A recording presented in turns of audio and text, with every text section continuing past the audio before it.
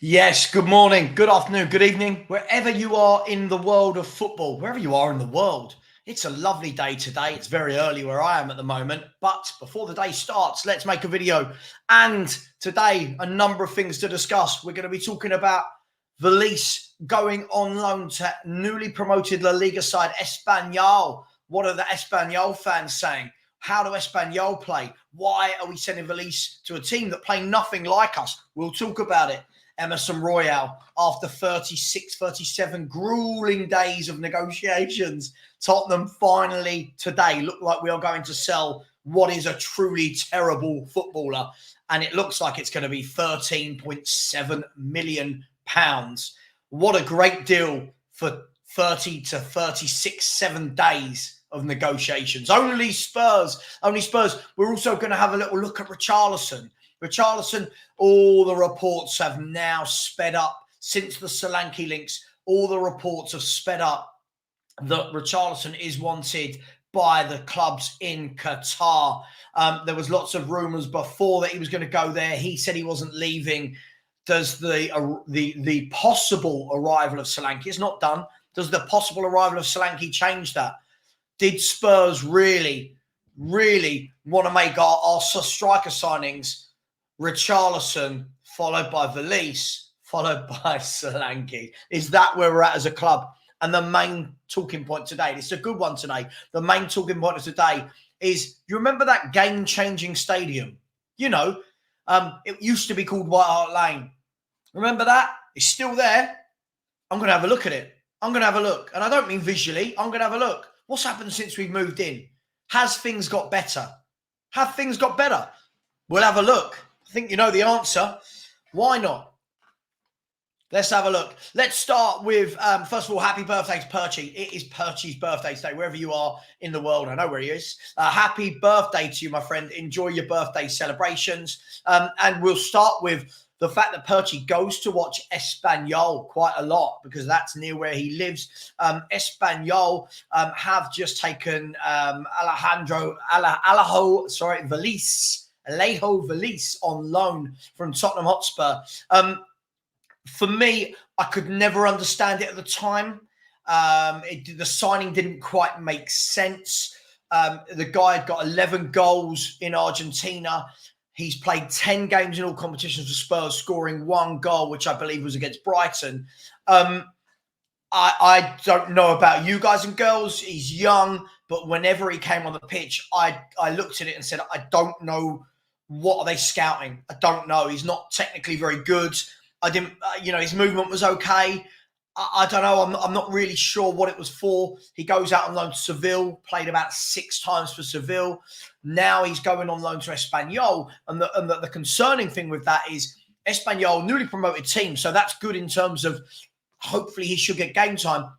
But Espanyol, talking to Perchy and a couple of other people that he knows that Espanyol fans and season ticket holders, they're saying that Espanyol play like a traditional 4-4-2 with 2 banks of 4, and they're very quick to get the ball forward. Now, that's fine, and it's great that he'll be getting game time and he'll be exposed to that. But for me, I can't understand how that helps us if he is part of the plan, because it's nothing like the way we play. I'm just putting it out there. Let me know. Look, hopefully he goes out there and has a really good loan. But it goes to show it's another, £15 million we spent on a player that we've got no need for at the club last season or this season. Again, I'm looking at the scouts. I'm looking at this data-led approach that people keep waffling on about. I'm not sure what it is. For me, I reckon this will be a guy that come next season leaves and never plays for Tottenham Hotspur again.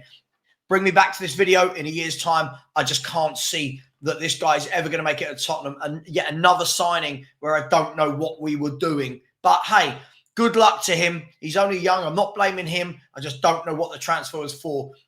If we then move to Emerson Royal, this guy can't get out of the club quick enough. I'm actually embarrassed that Ange Postecoglou decided to play him in all those pre-season games, knowing that he was leaving.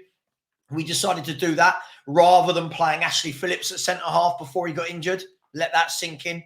We'd rather play Emerson Royal, who's going out on loan, who's going out to Milan, AC Milan, How he's failed upwards, I will never know. And before anyone starts saying to me, oh, Milan are rubbish, since Spurs last won a trophy, Milan have won 2 league titles and multiple cups. They've won about 6 or 7 trophies in the time that Spurs have won 1 league cup. It's AC Milan. They've got the pedigree. They're one of the best teams in Italy. He's failing upwards. And the strange thing about this is that, again, everyone talks about our youth and how Ange loves the youth and the youth are going to come through. Just remember, Ange Postecoglou wanted to start Emerson Royale in all these games over Ashley Phillips, knowing he was going, knowing that Phillips, again, another one of his signings who he never seems to want to play. So, again, I asked the question, what's going on there? Royale, I would see you later. Seems like a nice guy. Never should have been at Tottenham Hotspur. Really embarrassed that as many fans as they do rate him. And unfortunately, I think that shows where our levels and standards are at. And the answer is on the floor.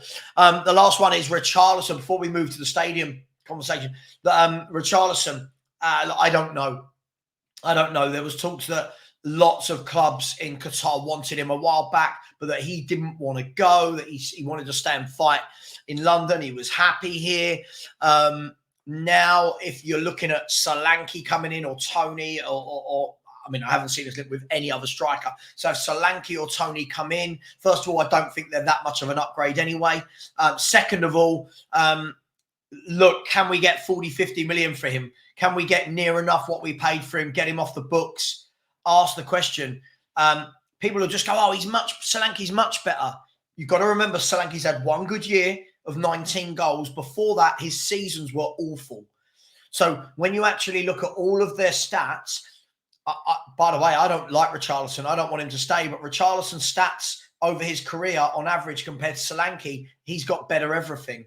Better goals, better assists, better work rate, better hold-up play. Go and have a look at it. Listen, I just don't think it's that much of an upgrade. It's such a shame if we're going to be brutally honest. Hey, but what would you do? Would you let Richarlison go? Is it too late in the window? Will Spurs then buy 2 strikers?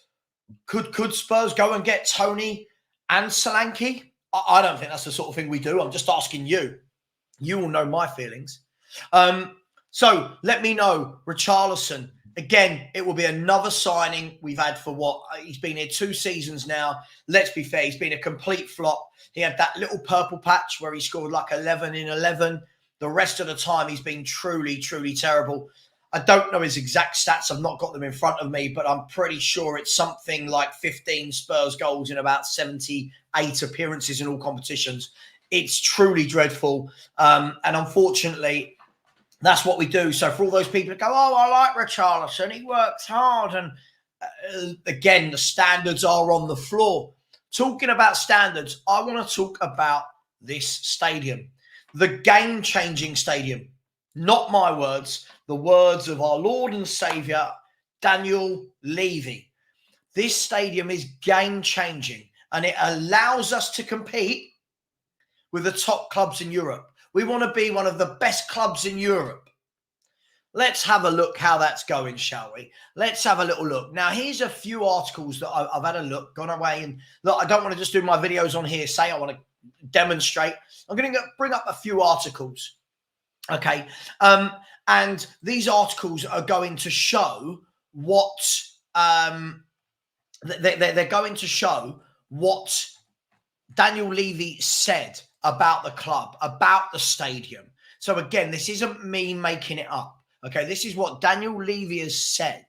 So let's have a look, shall we? So if we go to the first article, hopefully you can see this here. So if I just scroll up, so this is a Sky Sports article. Thank you, Sky Sports. Sorry, I can't get rid of the thing at the top. Please, if you're going to gamble responsibly.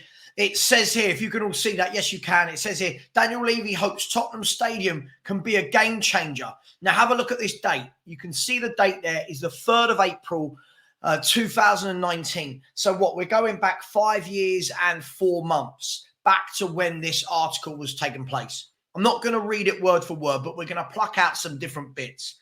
First of all, Daniel Levy having a little bit of a joke. I'm going to take a week off once this is open. Announced a beaming Daniel Levy. Of course he's beaming. It makes him loads of money.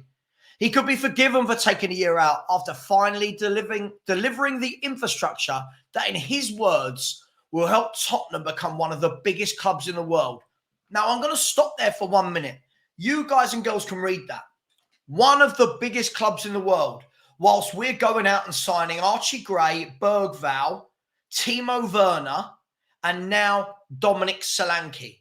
One of the biggest clubs in the world. Let that sink in, right? So let that sink in. I didn't say that. Daniel Levy said that, okay?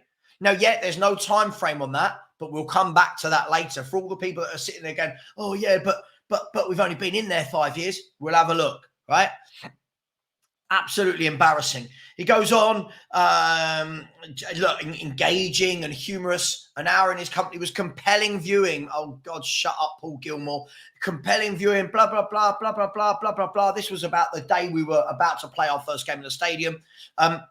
Look, with an expected 100 million annual match day revenue and over 62,000 capacity, yet it suddenly feels like Spurs have the potential to leave their rivals behind. What are we talking about? Our rivals have pushed on well beyond us since we moved into this stadium. So Levy, a self-confessed perfectionist, blah, blah, blah, blah, blah, blah, blah, blah, blah. That's that one. Okay, there's that one. I'm going to move on to the next one. But before we do, again, these are direct quotes from Daniel Levy. These are the reports that reporters write about Tottenham Hotspur. This isn't Savva sitting in his room talking to you lot and making things up. The manager said this stadium will make us one of the biggest clubs in the world. Sure. Are we talking revenue? Because we're 8th best in revenue. Surely he wasn't talking about the football pitch, because I'm looking at the last signings. If we add Solanke, if that happens, Solanke, Gray, Bergvall, Werner, Dragoshin, Solomon, Veliz, Ashley Phillips, Johnson, this is not a club that has moved into this stadium for anything other than status and money. There is no football ambition here at all. So when I've got people saying, oh, Savva, I'll come on and debate you about how the club's moving forward. Brilliant. Bring it on. Look at all these facts. Then if we look at this next one, so this next article is from, where should we go? Let's have a look at this article, shall we? Read for free. I want to read for free. Yeah, I don't want to pay for this. Right. So this article is from The Independent. As you can see here, the chief football writer of The Independent. This article was written, again, April 2019. And as you can see there, Tottenham new stadium. Daniel Levy believes new ground makes club one of the biggest in the world. As we scroll down, says the Spurs chairman, for the first time, publicly confirmed that the total cost of the project is around £1 billion. £1 billion to do nothing on the football pitch. You can see here, let me just check that you guys can still see what I'm reading. You can. Let me see if I can blow that up for you a tiny bit. That's a bit small. Let me see if I can blow that up for you. Hopefully that's a bit bigger. Daniel Levy believes Tottenham's new stadium elevates them to one of the biggest and best club in the world. So not just the biggest, but one of the best. As he added, his dream is now to win. Let me stop there. His dream is to win. What are we winning? When are we ever even close to winning? What are we waffling about? Again, this goes on to talk about sleepless nights and the ground and how long it took to get done. And then you can see here that Daniel Levy has said, when I took over the club, Tottenham was not a club that was regular European challengers. Love this. We'll come back to this later. Clearly, we are now, and my dream is obviously to win. Is it obvious? Is this an obvious dream to win? I'm seeing the complete opposite dream from Daniel Levy. We want to win, and winning is both on the pitch and off the pitch. So we are going to keep going until we get both right. Sorry, guys. I'm not really sure. Yeah, I'm not really sure. We'll come off that. I'm not really sure what that means. We're winning. We're going to keep going until we win on the pitch and we win off the pitch. Absolutely crazy stuff. On the pitch and off the pitch. This is a chairman that has keeps buying average footballers. This is a chairman that sacked a manager before a cup final, 5 days before a cup final. This is a chairman that we were told was an FFP champion. What is going on? Let's have a look at this next one, shall we? So this next one is from HITC. HITC. Let's have a look at this one. Let's see. Hopefully you can see that. Tell me you can see that. Let me blow that up for you just a tiny little bit. Hopefully you're enjoying this content. It's just me showing a few things, right? Rather than people telling you in their own words, oh, it's been better than before. It hasn't. Let me show you. So HITC, you can see that. It says Levy, new stadium, game changer, blah, blah, blah, blah, blah, blah, blah, blah, blah. Let's go down. Tottenham Hotspur, Daniel Levy, blah, blah, blah. Here we go. It says here, our aim is to be one of the most successful clubs in Europe. The new stadium will be a game changer. It will create revenues that we can invest in the first team and deliver success on the pitch. That is a priority for us. Again, what are we talking about? Again, he's not adding the quality onto the pitch, as he says. The quality players are what brings you the success. So again, this is lies. He's going to deliver success, and that is a priority for us. So when you see these other YouTubers that talk about Daniel Levy's done a good job and Daniel Levy this and from where we were, direct them back to these conversations when none of this has happened. Now, I'm not expecting Spurs to move into their new stadium, by the way, and within 1, 2, 3 years we've won a league. But I am expecting to see some progression. I am expecting to see a better caliber of footballer coming into the club. And regularly, not 1 or 2, not, oh, we got Van der Ven. Do you know what I mean? Not, oh, we signed Van der Ven, oh, we signed Romet. I'm talking about every window. There should be 3 or 4 of these level of players coming into the club.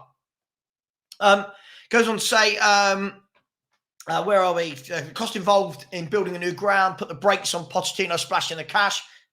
There you go again. After he had previously said, yeah, that, sorry, he had previously said that the stadium won't affect the transfers. Now it's, do you remember? The transfers were affected because we went over budget on the stadium. So which one is it? Again, this chairman just lies and lies and lies. Now, here's some of my favourites. When you get the ones from Football London, first and foremost, reading an article, yeah, on Football London is the most difficult thing, I think, in the world with every pop-up. But this was from March 2024. Can you see that? Let me blow this up. This is from this year from Alistair Gold. Again, nothing against Alistair Gold. He seems like a lovely guy. But let's read this, shall we? Right? Daniel Levy, hang on, oh, let's change that. Let's move that down. Sorry, 1 second. Again, look at all the pop-ups that come up with Football London. It is amazing. There we go. So Daniel Levy eyes Tottenham Stadium cash generation proposal to further boost FFP advantage. Sorry, people. What FFP advantage? All of the clubs we were told wouldn't be able to spend this window because we were in the driving seat for FFP and PSR. They're all signing a lot of players. We're not. Here we go. Spurs are set to submit an application to nearly double the amount of major non-football events that can potentially be held at the Tottenham Stadium. We since know this has been granted. This is what Tottenham want the stadium for, people. Make no two ways about it. We want it for Beyonce, Lady Gaga, Red Hot Chili Peppers, Guns N' Roses, Pink, Pearl Jam. This is what we want it for. NFL. Yeah, this is what we want it for.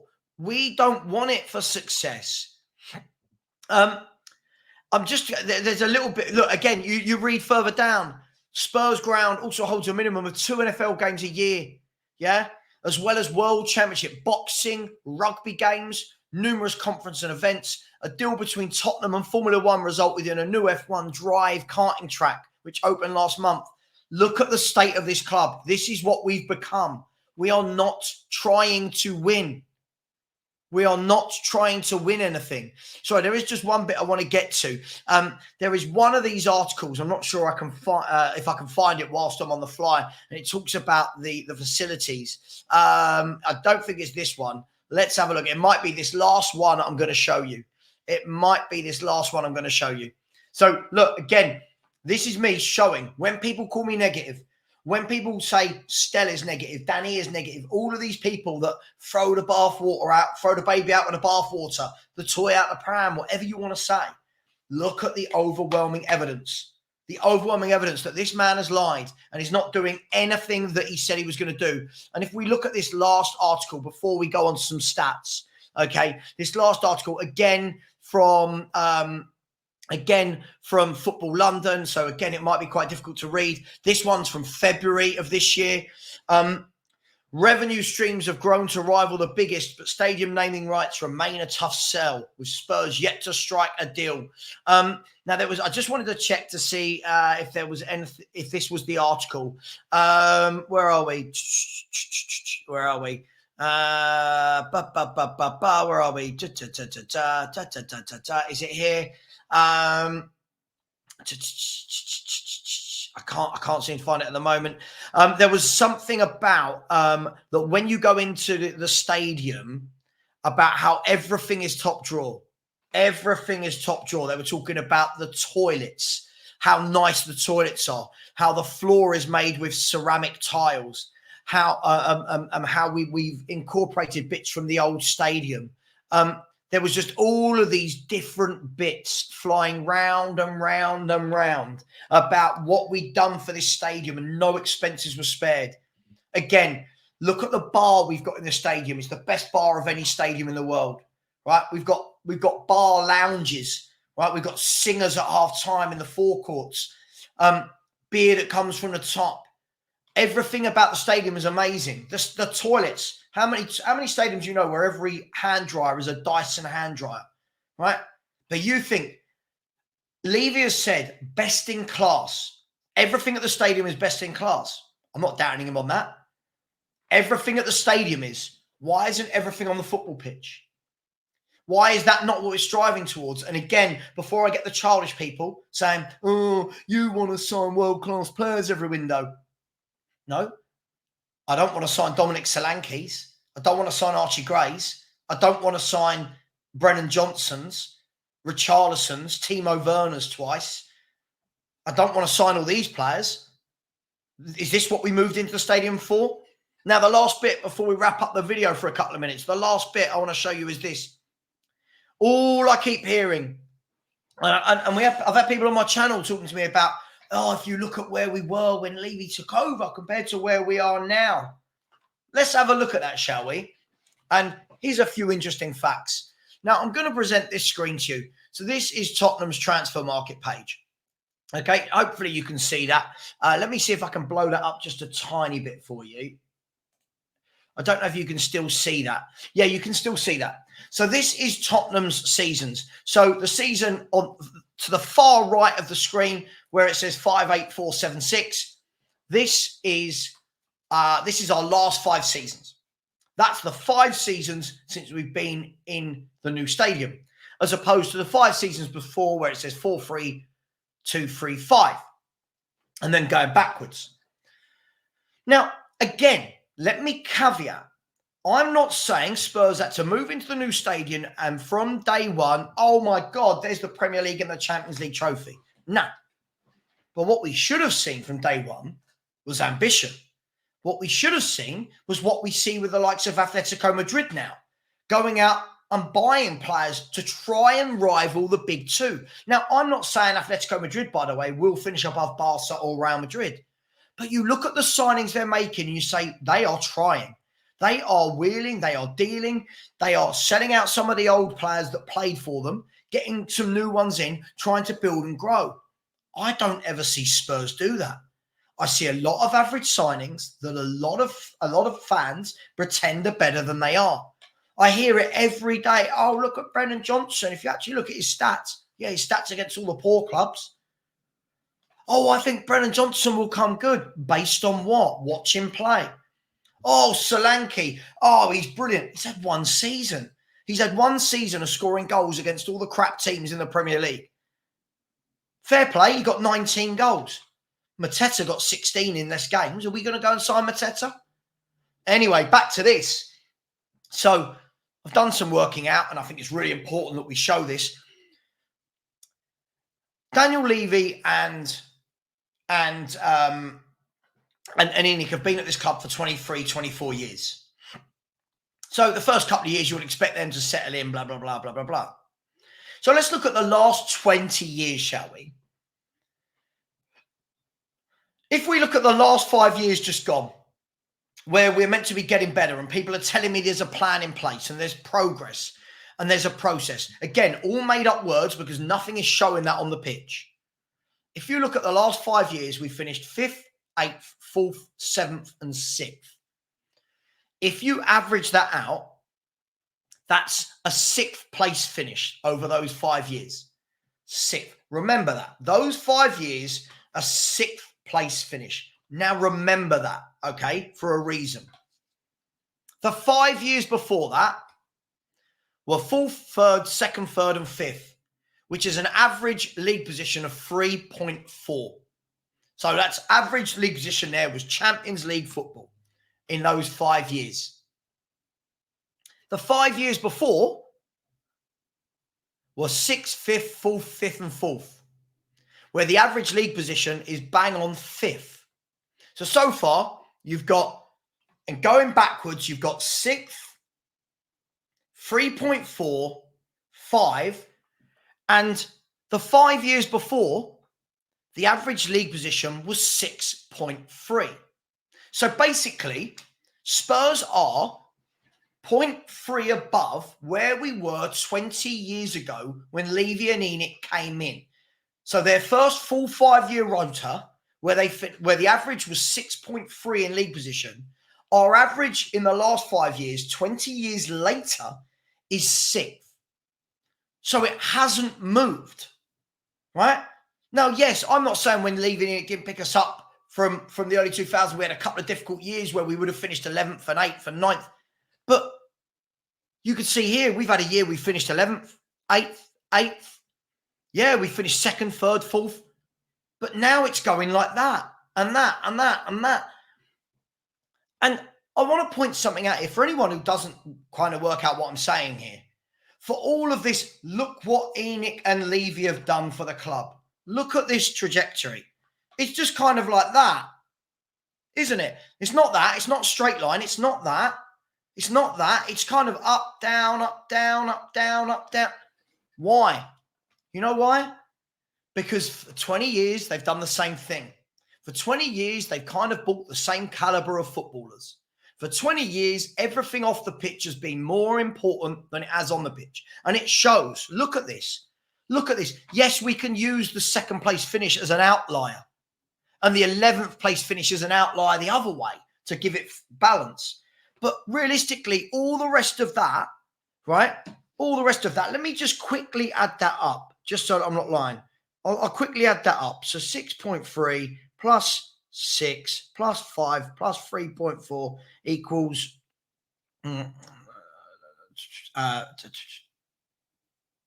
so our average is 5.1, which is not bad. I'm not saying finishing 5th is bad, but this is what we've done for the whole 20-year period, the whole 2 decades. It's this.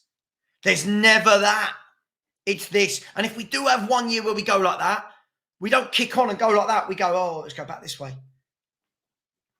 Now, just to throw a little bit more spanner in the works, and people will go, oh my God, but Savva, look at the 10 years in between there where you said our average was 3.4 or 5. That's good. Yes, it is. Do you know 9 of the 10 seasons where our average was so it'd be 8.4, where our average was 4.2. For those 10 seasons, our average league position was 4.2. Guess what 9 of those 10 seasons had in common? Harry Kane played. A player that Daniel Levy did not buy. And this is my point. The best player Spurs have had in that time, and our top goal scorer, Harry Kane, whose goals got us wherever, all of these places, right? It was a player from the youth team that during that 10-year period, he was the one player that was consistent. He was the one, Harry Kane. So there was no signing that took us to that level. It was Harry Kane's goals. Take out Harry Kane's goals, and you're now seeing the calibre of striker this man buys. Solanke, Richarlison, Veliz, Llorente, blah, blah, blah, blah, blah, blah, blah, blah, blah, blah, blah, blah. So my whole point in all of this is we need to stop with this narrative. This narrative has to stop. That everything's just gone like that since Daniel Levy took over. That the stadium is game-changing. Yeah? That all the money we get is going to be pumped into making Spurs the most successful club in Europe. One of the biggest clubs in Europe. His dream is for success. It's all a lie. None of it is true. They are in it to make money. Daniel Levy and co. bought this stadium, bought this club for what? £21 million or whatever it was at the time. Someone will tell me 23, 25, I don't know, somewhere in that number. The club is now valued at more than £5 billion. When they sell this club, no one's going to look back and go, oh my God, look at the unprecedented success they brought to Tottenham. What we're going to be able to look back and say is, wow, you really lined your pockets there, didn't you? Whilst giving Spurs fans no success. I'll leave it there. People will disagree with me, but listen, when you're chucking out facts and you're chucking out evidence, I don't know what to say. Please like, please subscribe. And by the way, Danny Ings is available, I've seen today. Maybe Spurs can go and buy him for our ambitious project. Take care, everyone. See you later. And as always, come on, you Spurs.